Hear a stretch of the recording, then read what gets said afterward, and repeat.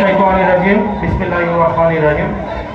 প্রিয় মেঘনা উপজেলাবাসী, আজকে এখানে আপনারা যারা উপস্থিত হয়েছেন, এনসিপি কেউ করেন বা কেউ করেন না, স্কুলগামী শিক্ষার্থী এখানে অনেক আন্টি উপস্থিত হয়েছেন যারা এনসিপি হয়তো করেন না, কিন্তু আমাদেরকে হয়তো দেখতে আসছেন।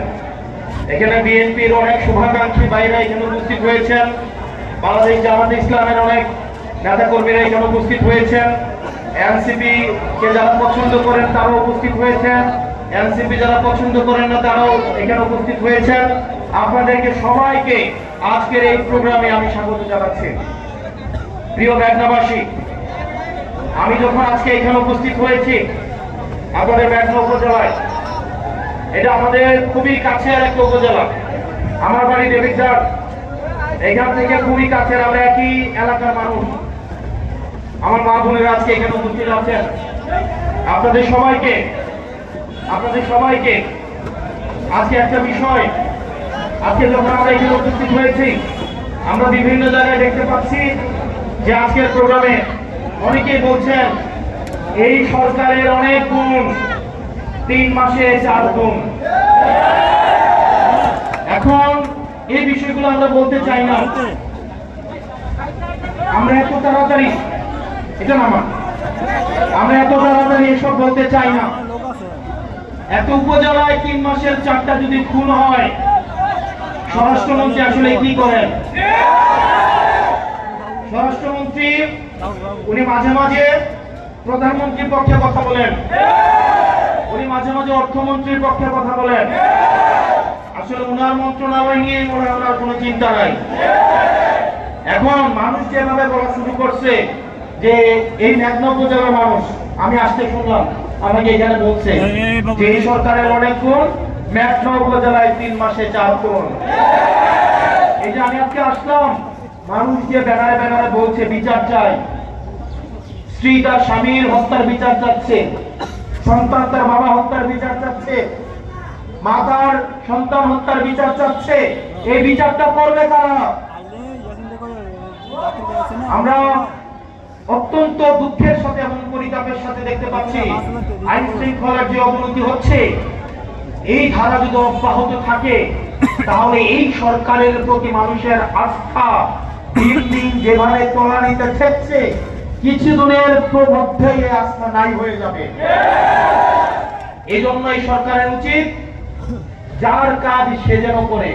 আমরা বুঝতেই পারি না যে স্বরাষ্ট্র মন্ত্রণালয়ে কোন ধরনের মন্ত্রী আছে, সেজন্য স্বরাষ্ট্র মন্ত্রণালয়ের মন্ত্রীর কাছে আহ্বান থাকবে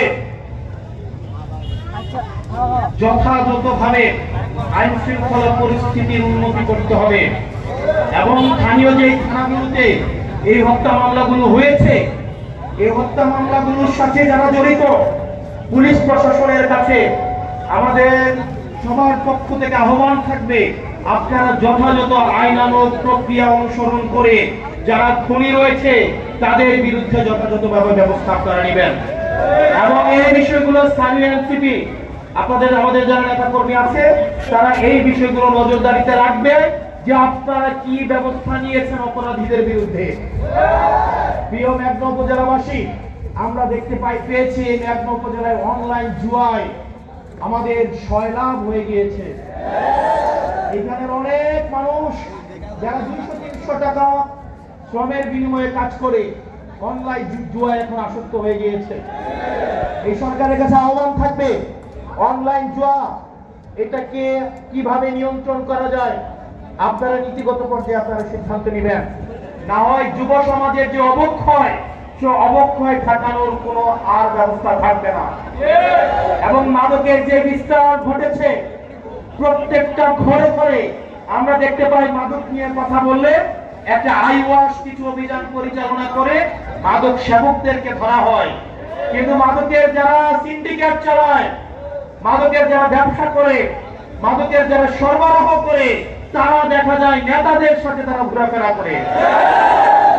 সেজন্য প্রিয় মেঘনা উপজেলাবাসী, আমাদের মঞ্চেও যদি আপনারা কাউকে দেখতে পান, কারণ এই মাদক ব্যবসায়ী যারা রয়েছে তারা রাজনৈতিক ছত্রছায়ায় থাকতে তারা পছন্দ করে।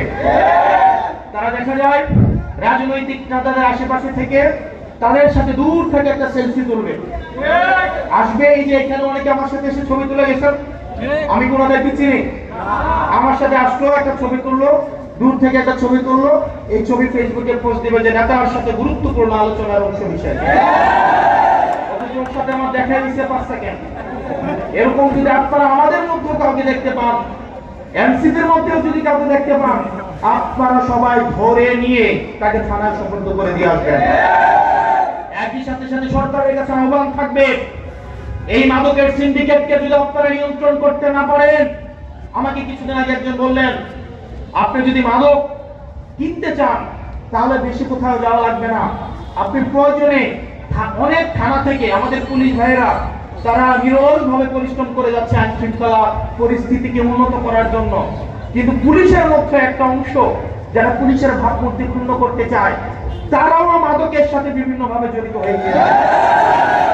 সুতরাং পুলিশ ভাইয়েরা, আমরা জানি আপনারা নিরলসভাবে পরিশ্রম করে যাচ্ছেন, আপনারা সবাই নয়, আপনাদের মধ্যে কতিপয় একটা অংশ আপনাদের ভাবমূর্তি ক্ষুণ্ণ করার জন্য মাদক সিন্ডিকেট গুলিকে পৃষ্ঠপোষকতা করে দিয়ে যাচ্ছে। আপনাদের কাছে আহ্বান থাকবে, দেশের জন্য, আপনার সন্তানের ভবিষ্যৎকে নিশ্চিত করার জন্য আমরা আপনাদেরকে আহ্বান করব, এই মাদক নির্মূলে আপনাদের ভবিষ্যৎ সন্তানের ভবিষ্যৎকে নিশ্চিত করার জন্য, নিরাপদ করার জন্য মাদক নির্মূলে আপনারা সহায়তা করবেন। এবং আমরা দেখতে পাচ্ছি অনেক ক্ষেত্রে পুলিশের অনেক সদস্য, সবাই না, বেশিরভাগই হচ্ছে তারা চায় দেশ উন্নতির দিকে, প্রগতির দিকে, সমৃদ্ধির দিকে এবং আইন শৃঙ্খলা পরিস্থিতি স্বাভাবিক যেন হয় সেদিক যাওয়ার জন্য পুলিশ সদস্যরা চেষ্টা করেন, কিন্তু তাদেরও অনেক সীমাবদ্ধতা রয়েছে, তাদের যানবাহনের অপ্রতুলতা রয়েছে। দেখা যায় লুটের চোরে একটা হচ্ছে অপরাধ কার্যক্রম হলো, এখান থেকে লুটের চোরে যাইতে কতক্ষণ লাগে? ধরেন 40 মিনিট লাগে। যে ছিনতাই করে সে 200 সিসির বাইক দিয়ে ছিনতাই করছে, আর পুলিশকে দেখা যায় কৌটো নিয়ে দৌড়াইতে যাইতে হয় কিনা? আর পুলিশের দোষ দিয়ে লাভ আছে? কারণ পুলিশকেও আমাদেরকে পরিবহন সমস্যা, যান্ত্রিক সমস্যা, তাদেরকেও আমাদের অর্থ বরাদ্দ যথাযথভাবে নিশ্চিত করতে হবে। না হয় পুলিশ দেখা যাবে অপরাধী ধরে নিয়ে আসবে থানায়, একদিন পর হাইকোর্টে চালান করে দিবে, দেখা যায় কোর্ট থেকে আবার দেখা যায় ওই অপরাধী কোর্ট থেকে জামিন নিয়ে এসে সে আবার পুরানো ব্যবসা শুরু করে। কারণ সে মাদক বেচলে 2 লাখ টাকা লাগে, কোর্ট থেকে জামিন আনতে 40,000 টাকা লাগে, দিন শেষে 1,60,000 টাকা লাভ। সে আবার ধরা খাবে, 2 লাখ টাকা আবার বেচবে, আবার কোর্ট থেকে জামিন আনতে 40,000, হয়তো পুলিশ 10,000 টাকা দিল, তাও তো 1.5 লাখ টাকা লাভ। সুতরাং আমাদের এই সিস্টেমটাকে আমাদেরকে পরিবর্তন করতে হবে। প্রিয় পুলিশ ভাইরা, আপনারা যারা আছেন, আমরা চাই আপনারা পেশাগত জীবনে আপনারা দক্ষতার সাথে, পেশাগত সমৃদ্ধির সাথে বাংলাদেশের উন্নতিতে আপনারা একটা গুরুত্বপূর্ণ অংশ হয়ে থাকুন। সেজন্য আমরা চাই অপরাধীর প্রশ্নে আপনারা যেন 0 টলারেন্স নীতি আপনারা গ্রহণ করেন। আমরা চাই না পুলিশ এবং অপরাধী একসাথে চলতে পারে না। আমরা যদি দেখতে পাই থানাগুলোতে অপরাধী ঘুরঘুর করছে এবং থানাগুলোতে অপরাধীরাই দালালের ভূমিকায় অবতীর্ণ হচ্ছে, সেখানে পুলিশের ভূমিকা নিয়ে আমাদেরকে শঙ্কায় থাকতে হয়। এই উপজেলায় দালাল সমস্যা